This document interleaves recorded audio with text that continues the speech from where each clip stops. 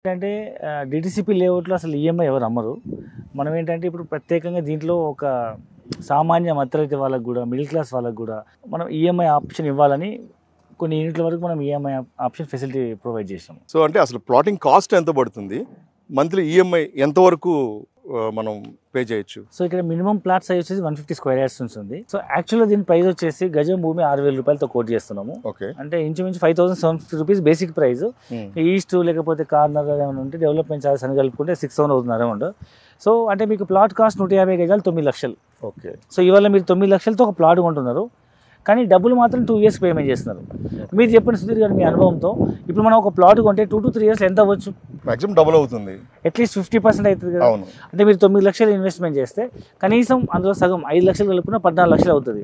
కానీ మీరు నెల నెల ఈఎంఐ పేమెంట్ చేస్తూ 2 years తర్వాత కూడా మీరు 9 లక్షలు పేమెంట్ చేస్తే ఎట్లా ఉంటుంది ఆప్షన్? సో ఇక్కడ గజం భూమి మనం 6,000తో లాంచ్ చేస్తున్నాము. 150 గజాలు 9 లక్షలు అవుతుంది. నెలకి ఫస్ట్ 1,00,000 రూపాయలు డౌన్ పేమెంట్ కట్టి నెలకి 30,000 ఈఎంఐ కడుతూ 2 yearsలో ఈ ఎవ్రీ 6 monthsకి ఒకసారి బుల్లెట్ ఈఎంఐ కానీ లేదా లాస్ట్ కానీ ఒక 1,00,000 రూపాయలు పేమెంట్ చేస్తే 9 లక్షలు మీకు ప్లాట్ వస్తుంది. అవును.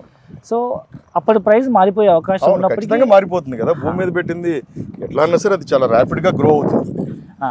అదే మాదిరిగా అదే కస్టమర్ కనుక అవుట్లెట్ పేమెంట్ చేస్తానంటే, లేదు నేను 1 year ఈఎంఐకి వెళ్తానంటే 750 రూపీస్ తగ్గించేసి 5,000 రూపీస్కి ఇస్తున్నాము. Okay, so 1 year EMI.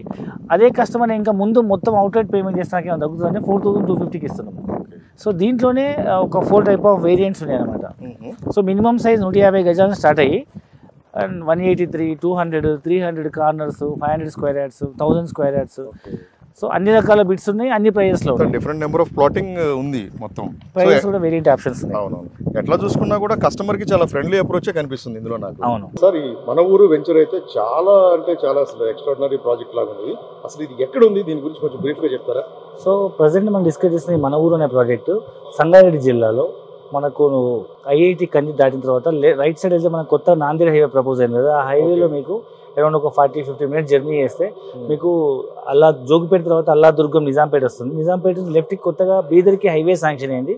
ఆ హైవే మీద హైవే నెంబర్ 161B ఆ హైవేకి ఆనుకొని నారాయణఖేడ్ టౌన్ దాటగానే శలిగెర మండలంలో ఉందన్నమాట ఈ ప్రాజెక్టు. సో ఇది మనకు దామరిగిద్ద శలిగెర అనే గ్రామానికి ఆనుకొని ఉంది. ఇది 200 acres mega gated community project. అంటే ఇది ఈ సైట్కి ఒకవైపు నారాయణఖేడ్ టౌన్ దగ్గరలో ఉంటుంది, ఇంకో వైపు సింగూరు డ్యామ్ ఉంది, మరొక వైపు బీదర్ ఎయిర్పోర్ట్ ఉంది, మరొక వైపు మనకు కొత్తగా ప్రపోజ్ NIMZ ఇండస్ట్రీ పార్క్ ఉండడం వల్ల ఇక్కడ మనం mega gated community project launch చేయడం జరిగింది. సార్ సంతోష్ సార్, మన ఊరు వెంచర్కి సంబంధించి కొన్ని హైలైట్స్ చెప్పండి. సో ఇది మెయిన్ థింగ్ ఏంటంటే హైవేకి ఆనుకొని ఉంది. సో ఇప్పుడు కొత్తగా తెలంగాణ నుంచి కర్ణాటక ప్రపోజ్ అయిన NH 161B ఇదేంటంటే మనకు నాందేడ్ హైవే పైన నిజాంపేట అంటే జోగిపేట దాటినాక అల్లాదుర్గం నిజాంపేట వస్తుంది. నిజాంపేట నుంచి బీదర్ వరకు కొత్తగా స్టేట్ హైవే ప్రపోజ్ అయింది. అరౌండ్ 500 కోట్లు శాంక్షన్ అయినాయి. ఆ రోడ్ కానుకొని ఉంది, మన వెనకాల ఉంది రోడ్ అదే అనమాట. వెహికల్స్ పోతున్నాయి కదా, అదే ఇప్పుడు డబుల్ రోడ్ ఉంది, అది ఫ్యూచర్ లో 4 lane రోడ్ కాబోతుంది. ఆ రోడ్ కానుకొని ఉన్న ప్రాజెక్ట్ ఇది. సో దీంట్లో మనము కళ్యాణ వెంకటేశ్వర స్వామి టెంపుల్ కన్స్ట్రక్ట్ చేయబోతున్నాము. అండ్ మీరు ఒకసారి ఊహించుకోండి, 5 ఎకరాల 10 ఎకరాల ప్రాజెక్ట్కి 200 ఎకరాల ప్రాజెక్ట్కి ఎంత హ్యూజ్ డిఫరెన్స్ ఉంటుందో. ఇది ఒక కన్నుల పండుగ లాగా అంత పెద్ద ప్రాజెక్ట్ అనమాట. 200 acres రెసిడెన్షియల్ ప్రాజెక్ట్ అంటే యూ నేమ్ ద ఫెసిలిటీ అన్నీ ఉంటాయి ఇందులో. లైక్ మనం నెక్స్ట్ లెవెల్ డెవలప్మెంట్స్ అనేవి ఇందులో చేద్దామని. ఎందుకంటే రోడ్లు, డ్రైనేజ్, కరెంటు ఇవన్నీతో పాటు క్లబ్ హౌస్, దాంతోపాటు కళ్యాణ వెంకటేశ్వర స్వామి టెంపుల్, వాకబుల్ డిస్టెన్స్లో మనకు నారాయణఖేడ్ టౌన్, మ్యాక్స్ ఒక 2-3 minutes జర్నీలో నారాయణఖేడ్ టౌన్ హౌస్ స్టార్ట్ అయిపోతుంది. సో ఒక మాటలో చెప్పాలంటే చాలా పొటెన్షియల్ గ్రోత్ ఉంది మన వెంచర్లో, ఈ ఏరియాలో. సార్ అసలు ఈ నీమ్స్ అంటే ఏంటి? ఎగ్జాక్ట్ మంచి క్వశ్చన్ అండి. చాలా మంది మా వ్యూవర్స్ కూడా నీమ్స్ అంటే నీమ్స్ హాస్పిటల్ అనుకుంటున్నారు. సో ఇది నీమ్స్ అంటే NIMZ అండి, నేషనల్ ఇన్వెస్ట్మెంట్ మ్యానుఫ్యాక్చరింగ్ జోన్. ఇదేంటంటే ఏషియాస్ లార్జెస్ట్ మ్యానుఫ్యాక్చరింగ్ హబ్. మీకు ఒక మాటలో చెప్పాలంటే ఢిల్లీ దగ్గర నోయిడా గురుగావ్ ఉంది కదా, సేమ్ అలాంటిది ఒక ఇండస్ట్రీ పార్క్. సో ప్రజెంట్ ఇక్కడ ఈ ఇండస్ట్రీ పార్క్ రావడం వల్ల సెంట్రల్ గవర్నమెంట్ సుమారు 12,600 acresలో అప్రాక్సిమేట్ 36,000 కోట్ల investment and land pooling and infrastructure కోసమే they are spending 36,000 crores investment అనమాట. ఇంచుమించు ఒక 5 lakhs న్యూ జాబ్స్ రాబోతున్నాయి. దీంట్లో ముఖ్యంగా 3 ఇండస్ట్రీస్ వస్తున్నాయి. ఒకటి ఆటోమొబైల్, రెండవది ఎలక్ట్రానిక్స్ అండ్ మూడవది FMCG ఇండస్ట్రీ. సో ఈ 3 ఇండస్ట్రీస్లో భాగంగా more than 5 lakhs కొత్త జాబ్స్ వచ్చినప్పుడు మీకు తెలియదు ఏముంది, ఎక్కడైతే ఇండస్ట్రియలైజేషన్ అవుతుందో ఇక్కడ ఎంప్లాయ్మెంట్ జనరేట్ అవుతుంది. ఎక్కడైతే ఎంప్లాయ్మెంట్ జనరేట్ అవుతుందో ఆ ఏరియాలో real estate next level develop అవుతుంది. సో దీన్ని ఒక మాటలో చెప్పండి నయా హైదరాబాద్ అని చెప్పొచ్చు. సో ఇండియాలో నయా ఢిల్లీ, నవీ ముంబై, నయా చెన్నై, నయా బెంగళూరు లాగా సో నయా హైదరాబాద్. ఎందుకు స్పెసిఫిక్గా చెప్పొచ్చు అంటే ఇప్పుడు హైదరాబాద్ చుట్టుపక్కల ఎక్కడ కూడా న్యాచురల్ వాటర్ రిసోర్స్ లేదు. ఒకప్పుడు మూసీ నది ఉండేది, దాన్ని బేస్ చేసుకుని భాగ్యనగరం నిర్మించడం వల్ల అది ఇప్పుడు మూసీ నది కాస్త కలుషితం అయిపోయింది. ఇప్పుడు న్యాచురల్ వాటర్ రిసోర్స్ ఎక్కడ లేదు. వేరీస్ హైదరాబాద్కి ఇప్పుడు వాటర్ సప్లై చేసేది మంజీరా రివర్. సో చాలా మంది తెలియని విషయం ఏంటంటే ఈ మంజీరా రివర్ అనేది ఈ నారాయణఖేడ్కి జహీరాబాద్కి మధ్యలోంచే పోతుంటుంది. సో రెండింటికి ప్యారలల్గా మధ్యలోంచి నది వెళ్తుంది. ఇక్కడ సింగిల్ డ్యామ్ కూడా ఉంది. Very good. సో ఎక్కడైతే వాటర్ రిసోర్స్ ఉంటుందో ఇవాళ ప్రపంచంలో మీరు ఏ నాగరికతను తీసుకోండి నదుల పక్కనే డెవలప్ అయింది. అవును. సో ఇప్పుడున్న హైదరాబాద్ కానీ విజయవాడ కానీ ఏ టౌన్ అయినా మీకు నదుల పక్కనే ఉంది. ఇప్పుడు ప్రజెంట్ ఇక్కడ మనకి నారాయణఖేడ్ లేదా జహీరాబాద్ చుట్టుపక్కల ప్రాంతాల్లో ఈ నీమ్స్ ఇండస్ట్రీ ఎందుకు వచ్చిందంటే వాటర్ రిసోర్స్ ఉంది, మంజీరా రివర్, దానిపైన సింగిల్ డ్యామ్ ఉంది కాబట్టి. సో భవిష్యత్తులో కొత్త నగరం నిర్మించగలిగే అంత స్కోప్ ఉంది కాబట్టి సెంట్రల్ గవర్నమెంట్ ఇక్కడ ల్యాండ్ పూల్ చేసింది. అంతే కదా, వాళ్ళు కూడా ఒక ప్రాజెక్ట్ ఇవ్వాలి అంటే చాలా విధాలుగా ఆలోచించే ప్రపోజల్ పెడతారు. అండ్ మోర్ ఓవర్ రీసెంట్గా ఒక 1 week 10 days back central cabinet మన ఇక్కడ కొత్తగా అరౌండ్ 15,000 కోట్ల రూపాయలతో ఇండస్ట్రియల్ స్మార్ట్ సిటీ క్యాడర్ అనమాట. సో భారతదేశంలో 10-12 అనౌన్స్ చేస్తే అందులో ఒకటి తెలంగాణకు వచ్చింది. అది మనకి జహీరాబాద్, జరాసంగం, నాల్కల్ 3 మండలాల్లో ఉన్నటువంటి ఈ నీమ్స్కి వచ్చింది అనమాట. సో ఇప్పుడు మనం ఉన్నది మండలము మన్నూరు మండలము, శలిగెర మన్నూరు మండలం దగ్గరలో ఉన్నాము. దీని వెనకాల ఆనుకున్నది నాల్కల్ మండలము, ఇంకో పక్కన జరాసంగం మండలము, ఆ తర్వాత మీకు జహీరాబాద్ వస్తుంది.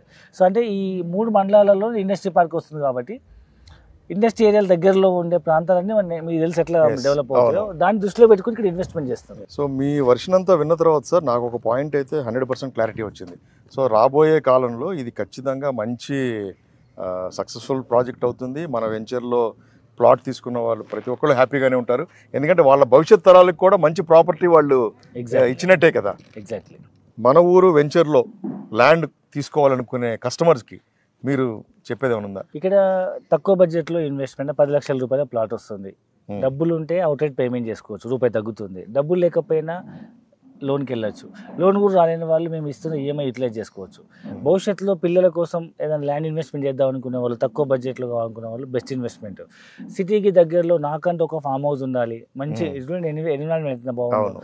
సో సిటీకి ఒక 1 hour జర్నీలో నాకంటూ ఒక మంచి గేటెడ్ కమ్యూనిటీలో ఫ్యూచర్లో వాల్యూ పెరగాలి.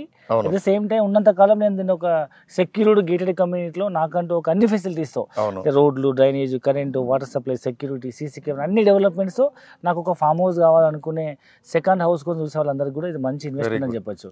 లేదా రిటైర్డ్ అయిన వాళ్ళు grandparents, grandchildren gift ఇవ్వాలనుకున్నా, లేదా లైఫ్ పార్ట్నర్కి బర్త్డేకో యానివర్సరీకో గిఫ్ట్ ఇవ్వాలనుకున్నా, లేదా కొత్తగా జాబ్ చేయన భార్యాభర్తలు వాళ్ళు ఇప్పుడే డబ్బులు జమ చేయలేరు. సో అది జమ అయ్యే లోపల రేట్లు మారిపోతాయి కాబట్టి ఒక జీతం మనం ఖర్చులకు పోయినా ఇంకొక జీతాన్ని మనం ల్యాండ్ పైన ఇన్వెస్ట్మెంట్ చేద్దాం అనుకున్నా. సో ఇట్లాంటి సెగ్మెంట్ ఆఫ్ పీపుల్ అందరికీ ఇది మంచి సూటబుల్ ఇన్వెస్ట్మెంట్ ఆప్షన్ చెప్పొచ్చు.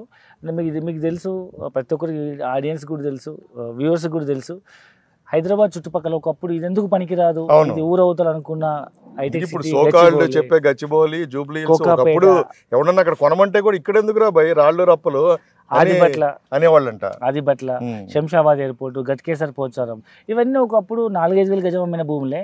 అప్పుడు ఉన్న వాళ్ళు ఇవాళ 50,000 లక్ష రూపాయలు గజమైన సందర్భాలు ఉన్నాయి. ఏదైనా ఈవెన్ మనం ఒక చెట్టు పెట్టి పండ్లు కాయాలన్నా కనీసం ఒక 3-4 years 5 years పడుతుంది. సో ఆ ఓపికతో మనం భూమిపైన ఇన్వెస్ట్మెంట్ చేసి వదిలేస్తే 100% మనకు మంచి రిటర్న్స్ వచ్చే అవకాశం ఉంది. ముఖ్యంగా ఇది పిల్లల కోసం ఉపయోగపడుతుంది.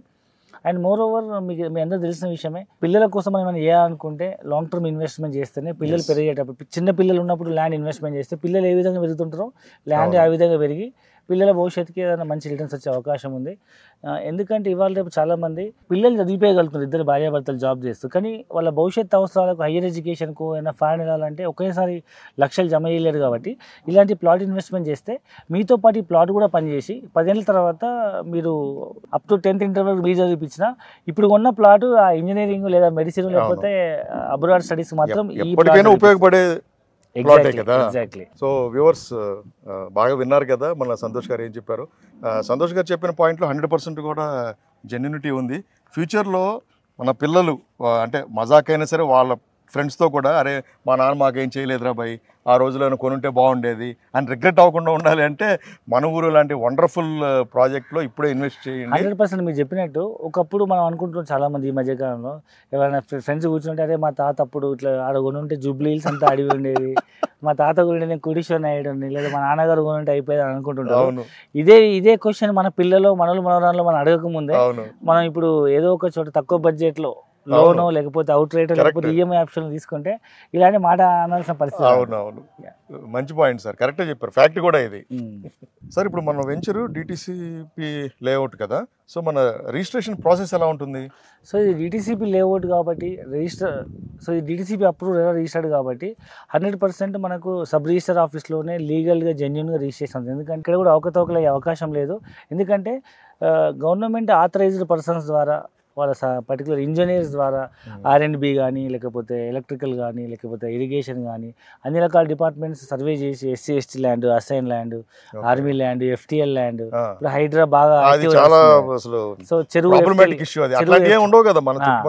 అదే చెప్తున్నారు సార్, చెరువు FTL కానీ లేదా కాంటూర్ లెవెల్స్ అంటే చుట్టుపక్కల లోపలికి ఉందనుకోండి, అది కూడా ముంపు గ్రామం కాబట్టి అలాంటి ప్లేసెస్లో పర్మిషన్ రాదు. అవన్నీ ఫిల్టర్ అయితేనే వచ్చేదే డిటిసిపి ఎల్పి నెంబర్ అనమాట, లేఅవుట్ పర్మిషన్. సో అది మనకు వచ్చింది. అండ్ రెరా రిజిస్టర్ అంటే ఏంటంటే ఇందులో మనం 10% ఆఫ్ ద ల్యాండ్ మనం గవర్నమెంట్ సెక్యూరిటీ కింద మార్టిగేజ్ చేయాల్సి వస్తుంది. మనం ఒకప్పుడు చాలా మంది చూసి ఉంటాము, ఇంట్లో ఇది చేస్తాము ప్రతి యాక్చువల్లీ డిటిసిపి లేఅవుట్లో ఏముంటాయి అంటే arch, entrance gate, BT roads, main 60 feet road BT road, 40 feet roads, 30 feet roads, underground drainage, electricity, water supply, ప్రతి ప్లాట్కి tap connection, old water tank, water sump, children play areas, parks, footpaths, avenue plantation, everything, social amenities అన్నీ ఉంటాయి. కానీ ఇవన్నీ చేస్తారా చేయడానికి guarantee ఉండేది కాదు ఒకప్పుడు. ఇప్పుడు రెరా వచ్చిన తర్వాత ఏమైందంటే ఈ మొత్తం ప్రాజెక్ట్లో 10% of the land government mortgage security కింద పెట్టుకుంటుంది. ఇవన్నీ పూర్తిసారి డెవలప్ అయ్యాయి అని వాళ్ళు అప్రూవ్ చేస్తేనే అప్పుడు మనకి మిగతా ల్యాండ్ అనేది రిలీజ్ అవుతుంది. కాబట్టి జెన్యూనిటీతో పాటు ఇవన్నీ డెవలప్మెంట్స్ అవుతానే గ్యారంటీ ఉంది కాబట్టి ప్రతి సామాన్య మధ్యతరగతి వాళ్ళు ఈజీగా ఇన్వెస్ట్మెంట్ చేయొచ్చు. Okay, so once again congratulations sir, ఎందుకంటే మీరు చేస్తున్న పని ఏదైతే ఉందో ఒక మిడిల్ క్లాస్ మ్యాన్ వాడి డ్రీమ్ ల్యాండ్ కొనుక్కోవాలి అన్నది, ఇప్పుడున్న సిచ్యుయేషన్లో అయితే ప్రతి ఒక్కడికి అది చాలా ఇంపాసిబుల్ టాస్కే, కానీ దాన్ని కూడా మీరు అది చాలా ఈజీ, మిమ్మల్ని అప్రోచ్ అయితే 46acres.com MD and CEO Santosh గారిని అప్రోచ్ అయితే అది చాలా ఈజీ టాస్క్ అని మీరు ప్రూవ్ చేశారు. So once again my heartful congratulations sir. Thank you very much. చూశారు కదా వ్యూవర్స్, మన ఊరు వెంచర్ గురించి MD సంతోష్ గారు ఎంత క్లియర్ కట్గా జెన్యూన్గా ఎక్స్ప్లెయిన్ చేశారు.